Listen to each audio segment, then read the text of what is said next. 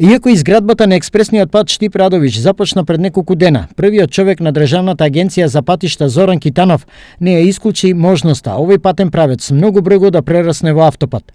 Во овој момент фреквенцијата на возила е речиси 10.000, што е многу блиску до стандардот од 12.000 возила за 24 часа, што наметнува од автопат поради безбедноста во сообраќајот. За да се гради еден автопат има на целото тоа економски кост-бенефит, а и економска анализа кога и колков протек на патишта има. За ваша информација, за да се изгради еден автопат потребно е да има дневно 12.000 возила. Што е битното?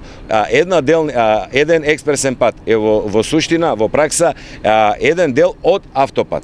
Една делница од автопат. Што значи, бидејќи земјиштето е експроприирано, тогаш кога ќе дојде времето, кога ќе покаже самиот сообраќај крвотокот дека има потреба, оваа трака би станала еден правец, би се изградила додатна трака и нема да има никаков проблем. Во меѓувреме, експресен пат се гради на релацијата Штип-Кочани, каде дневната фреквенција на возила е речиси 9.000.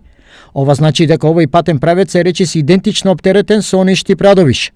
Заклучокот се наметнува дека многу брзо и овде ќе има потреба од автопат од истите причини – безбедност во сообраќајот.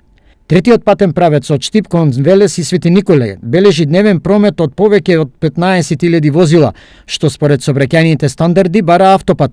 Од овие причини и овој патен правец наскоро ќе биде со зелени табли, односно автопат. Така да во наредниот период планирани се околу 320 милиони евра да бидат потрошени средства тука за изградба на патишта.